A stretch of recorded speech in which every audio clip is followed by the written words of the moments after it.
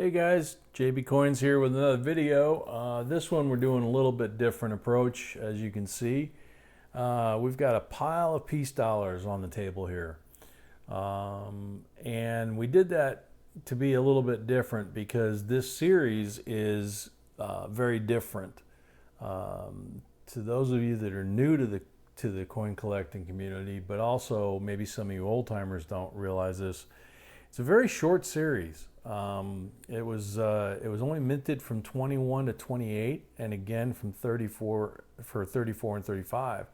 But this thing has errors and varieties just about every single year, from the day it was conceived to the very last coin that was minted. It was constantly being changed. This coin was fought over and fought over and fought over in Congress, and the American Numismatic Association was throwing fits, and it was just an amazing thing that was going on. So consequently, a lot of these coins, if you look at a 1921, for example, and compare it to a 1935, there's a lot of difference, and you can really see it. Most people think that the 1921 high relief, for example, is the be-all end-all coin to have out of this series. And while it is a very desirable coin, it is not the most desirable coin in the series. The 28 piece dollar, which we did a video on, is not only a key date, but it's also the lowest mintage of this series. And if you go check out our video on the 1928, you'll see why that one trumps the 1921 high relief. But you know, it started out that the peace dollar was supposed to be just that. It was supposed to be a dollar to celebrate the end of World War I, to signify the new peace that had been won, that the U.S. obviously had contributed to in a large way. There was a design competition that was announced in late 1920, and they basically gave the competitors less than a month to come up with the design for the obverse and multiple designs for the reverse. And there were some big names in there. Morgan, Wyman, Morgan as in the Morgan dollar, Wyman as in the Walking Liberty, and Francisi, which is the gentleman that wound up designing this coin.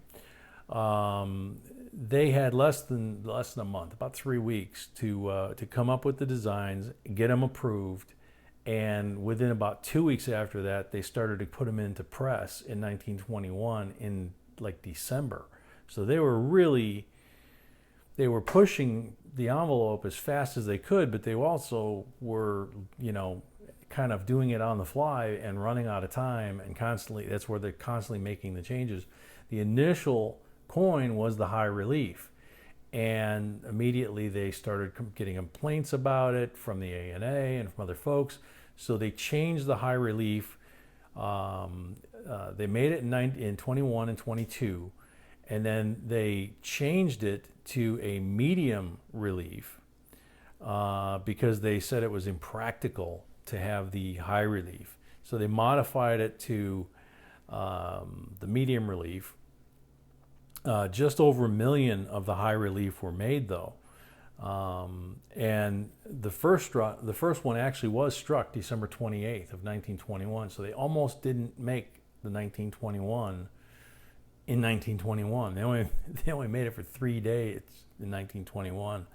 1922, they started out as the high relief, went to the medium relief, and then they changed again because they were still getting pressure and complaints to minimize the image and soften it and make it easier to produce. They went to a low or normal relief style, more of a business strike type thing.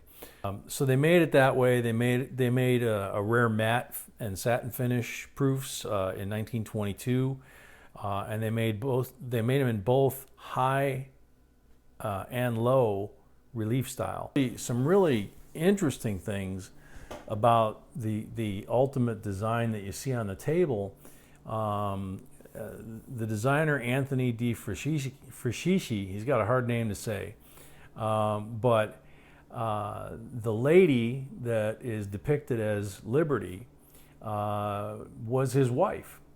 And he used her because he only basically had 5 days to submit his entry, and he couldn't find a model. And he had his wife, and you know, so he used her as the model, and she was picked as the winning design. And so the profile you see is actually his wife.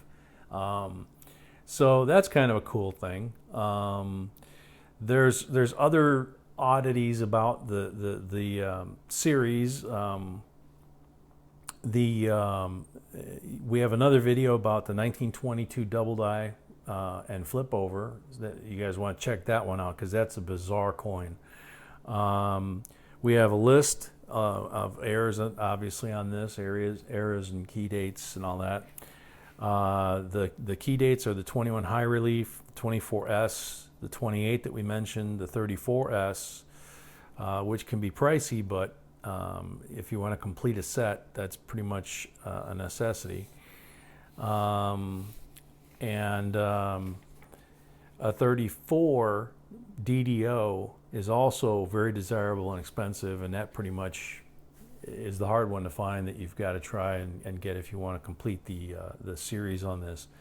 But the other question that a lot of people, collecting dealers, people that have channels, keep getting asked, and we've already had a couple questions before we even shot the video, is that the word trust is spelled with a V, and people are like, did I find an error?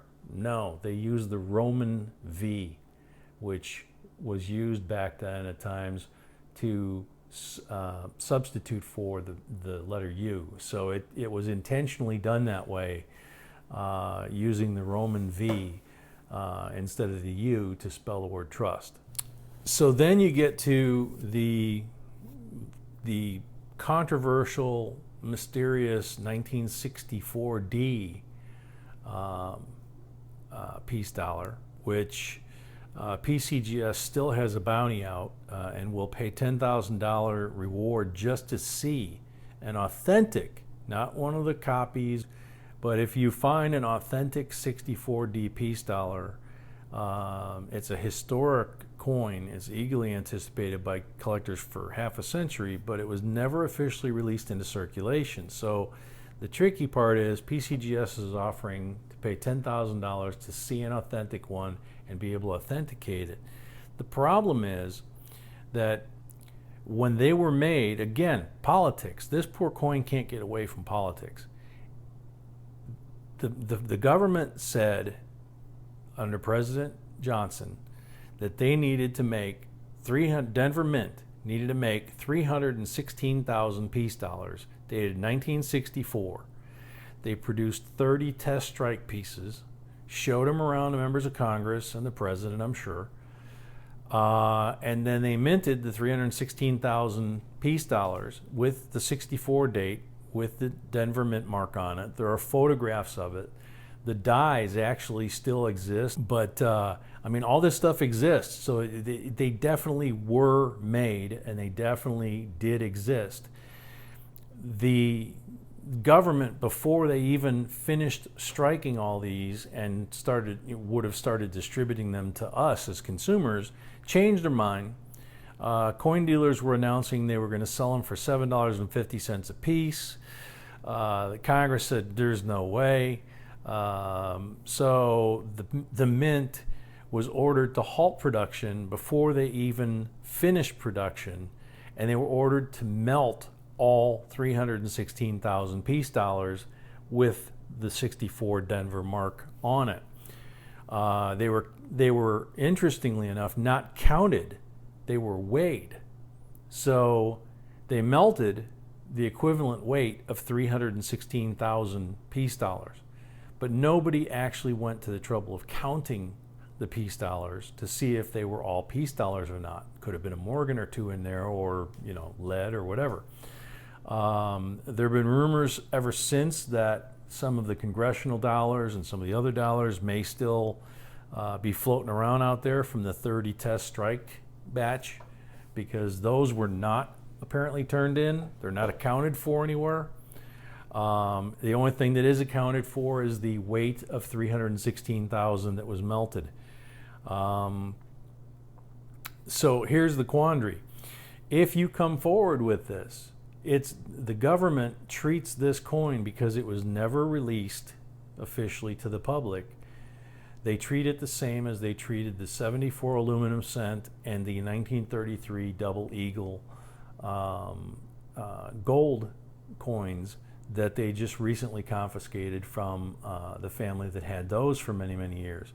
So if you own one of these, it's actually technically illegal to own a 1964D.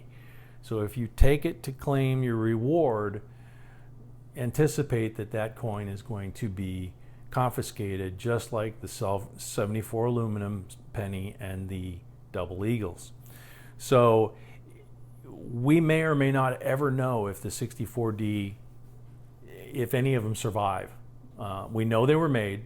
We know that the dies exist, but we don't know whether there's any actual coins that exist and whether or not the government will ever let us see any of them. So again, going to wrap this up. There's just so much meat for this series. It's just unbelievable. There's way more history. We could probably spend an hour on this thing and not even cover it. But wanted to get it to you. It's just a really, really unique series, and you can still get a lot of coins very affordable if you're just starting out in the lower grades, you know, like an AU or something like that. But anything MS65 or higher, be prepared to get your wallet out, because when they went from the high relief to the medium and then the low relief, to find an MS65 or higher when the low reliefs came out later in the series is nearly impossible. So you're going to pay serious money, or if you find one and get it graded for that, you're going to be able to sell it for serious money. But hope you guys found this interesting. As always, please continue to like, share, subscribe, and until next time, J&B signing out.